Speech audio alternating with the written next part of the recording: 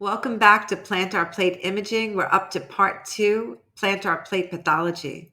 Nice to see you back. My name is Dr. Marlena Jabara, and I'm a board-certified American radiologist specializing in podiatric radiology. Let's take a look. Again, our objectives today will be to review the clinical context of plantar plate imaging. I'll discuss clinical features of plantar plate pathology and take a case-based review of plantar plate tears, including capsulitis. Again, this is what we're trying to prevent, the classic crossover toe seen with usual second MTP or metatarsal phalangeal plantar plate tears. What happens here is that the plantar plate tears and creates a metatarsal malalignment which rotates the second MTP over to the first. So what we've seen usually is that there's tears of the lateral plantar plate at the second MTP joint, which crosses over to the second toe.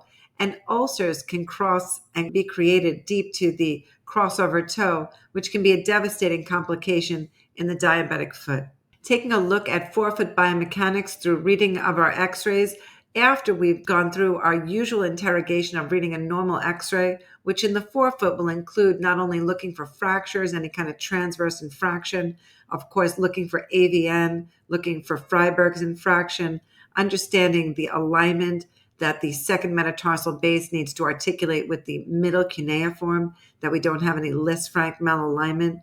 We begin to further look at subtle clues of the biomechanics. And in this case, again, we can see here that the thickening of the cortex may indicate an increased biomechanical load or even a prior healed stress fracture. We can begin to understand the alignment of the first MTP joint and the position of the sesamoids.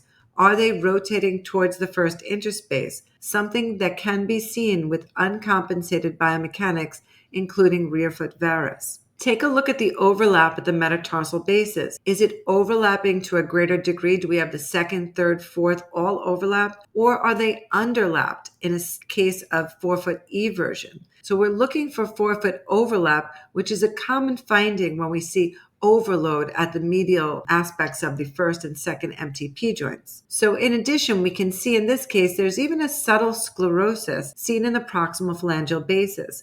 And how we can tell that is that in the normal state, the epiphysis is generally becoming fatty. And here we can see even the relative sclerosis to lucency, we can see there's an increased degree of sclerosis in this portion of the articulation. In addition, on lateral projections, we can pay close attention to the detection of hammer toes. And this is a great place to stop and see. Hammer toes are generally a result of hyperextension at the MTP and a flexion, a compensatory flexion at the PIP. Of course, we can have toe clawing, where we can have flexion deformity at the PIP and DIP in a state that can be seen also in neuropathic articulations. And of course, mallet toe is a different entity where we have flexion deformity reserved just for the DIP joint, and usually the PIP joint is in extension. So these are close things that we can pay attention to when we're looking to see whether or not we have malalignments that may indicate that we have increased forefoot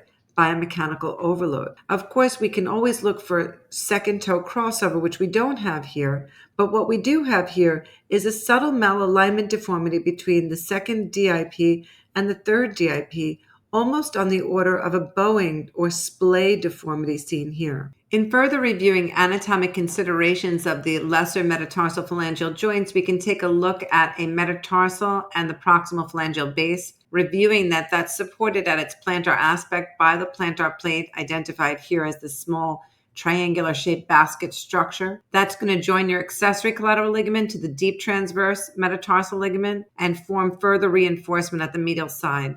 We can see that that's further reinforced at the level of the metatarsal phalangeal joint with the interosseous and the lumbrical tendon. And of course, superficial to the plantar plate, we have our paired flexor digitorum brevis and flexor digitorum longus with a tendon sheath. We have the neurovascular bundle, which is superficial to that DTML. Of course, we have the intermetatarsal bursae on either side to help cushion different rotational pressures that the metatarsal heads experience during metatarsal head purchase. Looking at the anatomic considerations of the metatarsals as they're lined up from M2 to metatarsal 4, we can appreciate the plantar plate as it joins that accessory collateral ligament and the proper collateral ligament superficial to that. And of course, our DTML, our deep transverse metatarsal ligament, We can appreciate the location of our neurovascular bundle. This will be the source of where we either find a pseudoneuroma, something that is a pericapsular fibrotic change to the nerve that's hugging the actual plantar plate, or whether it's centered midline, which would be a typical Morton's neuroma that's felt to be created by the pressure against the DTML. And I'll talk about that again in further tutorials. Looking at plantar plate imaging, we can appreciate the gross anatomic specimen seen here on the left with its 2 centimeter long plantar plate and about 2 to 5 millimeters in thickness and about 5 to 8 millimeters in width. Dissecting through the dorsal apparatus, we can divide the extensor tendons, exposing the metatarsal phalangeal joint, resecting the metatarsal head. We can expose that plantar plate seen here in the gross specimen. Picking up the plantar plate where we can appreciate that 2 to 5 millimeter in thickness that we can see here. Again, about 5 to 8 millimeter in width and 2 centimeter in length. Looking at plantar plate imaging with MRI, we really can appreciate that pericapsular thickening. We can see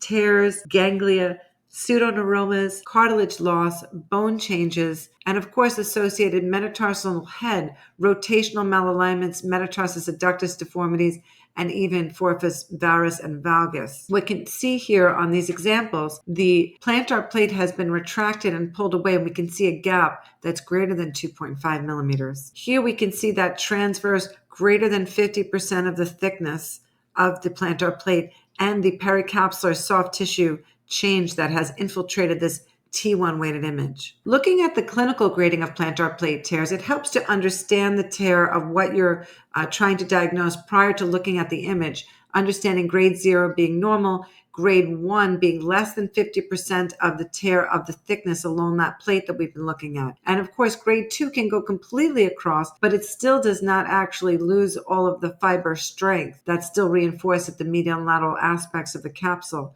So grade 2 can be complete transverse tears. Grade 3 is a combination of 7 or T or an inverted 7 shape. And grade 4 can be an extensive tear with buttonholing so that the metatarsal head can probe through a defect and have a dislocation. Looking at plantar plate direct and indirect tears, we can see it just like I explained in that first example. The plantar plate here has been torn and retracted and there's a gap.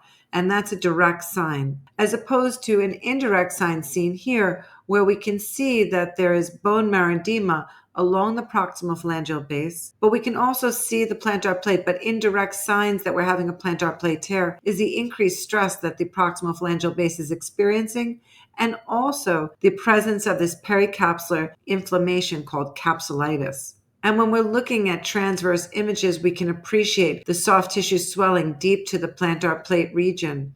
In addition, we can see the actual irregularity in the region of the interosseous tendon and plantar plate tear as it attaches along that deep transverse intermetatarsal ligament. So we're seeing a plantar plate tear here. And of course, we're seeing bone marrow edema at the proximal phalangeal base in this patient that has a direct evidence of a plantar plate tear and actual stress response at the proximal phalangeal base. Looking at anatomic considerations of plantar plate tear, we see a direct tear. We see a gap of greater than 2.5 millimeters, not in the midline, and we can see that the plantar plate itself has retracted. Furthermore, tear has been described as thinning. Chronic tears can be thinned and attenuated. Again, we're looking for those types of tears going from transverse low-grade tears of grade 1, where they're transverse less than 50%, or grade 2 fully across, to grade 3, where there's a longitudinal extent of the tear. And of course, those inverted T or 7-shaped grade 3 tears, or of course, buttonholing tears at grade 4. Here we can see that this is a transverse tear that's extending greater than 50% of the way from the level of the region of the recess through that medial side. So this would be on the order of a grade 2 type of tear. Secondary signs include plantar capsulitis seen here. Looking at the interosseous tendon thickening seen here, that collateral ligament tendon thickening is demonstrating plantar capsulitis, that this patient is experiencing a pathology consistent with a partial tear of the plantar plate with plantar capsulitis and interosseous tendon thickening. Let's take a look at a video of a partial tear with capsulitis. Great. So let's take a look at this 59-year-old gentleman who presents with forefoot pain, metatarsalgia. And when we're evaluating the plantar plate, it's useful to load up the axial and sagittal sequences to see these small structures. And when we're evaluating this, we can first have an understanding of the forefoot parabola and notice that there is an inverted forefoot parabola here. It's relatively flattened. When we look at the dropping of the metatarsal heads and we begin to examine the soft tissues, we can see the soft tissue swelling consistent with plantar capsulitis. In evaluating the plantar plate, we're going to be looking for a typical U-shaped structure. Remember the flexor tendon, the plantar plate itself, the accessory to the proper collateral ligament. In this case, when we look at the second MTP, we can appreciate the flexor tendon and the plantar plate itself. This is a measurement of what would have been the recess, but it's larger than 2.5. It's closer to almost 4 millimeters, 3.87. And this is a widened recess. Let's take a look at that transaxially and understand that recess extends to this tibial side of the distal plantar plate. And that's consistent with a partial tear. Notice that rent right at the tibial side of the distal plantar plate attachment and the associated plantar capsulitis, the soft tissue swelling that's occurring superficial to the second MTP joint. And lastly, we'll talk later on downstream about the fact that this non-neuromatous lesion is holding closer to the second MTP joint capsule in a patient who has a pseudoneuroma. So putting it all together, we have a partial tear of the second MTP plantar plate at that distal phalangeal attachment. We have associated plantar capsulitis and a small pseudoneuroma. Thank you. Taking a look at anatomic considerations in pseudoneuromas, pseudoneuromas have been discovered to be associated with plantar plate tears, and this is where you have pericapsular fibrosis that is associated eccentrically with the plantar capsule. So in this case seen here, we can see this enlargement of the nerve and the pericapsular fibrosis or inflammatory change that's lying closer to the joint capsule and seen here contiguous with the plantar plate tear itself. And how we'll assess these will be to drop a bisecting line through the region of the proximal phalanx or the metatarsal region. And we want to see whether or not the perineural fibrosis seen here lies closer to one capsule or another. And if it's eccentric and lying closer to the plantar capsule, we can term this pseudoneuroma. And pseudoneuromas have been an important secondary sign in detecting plantar plate pathology. References available for your review.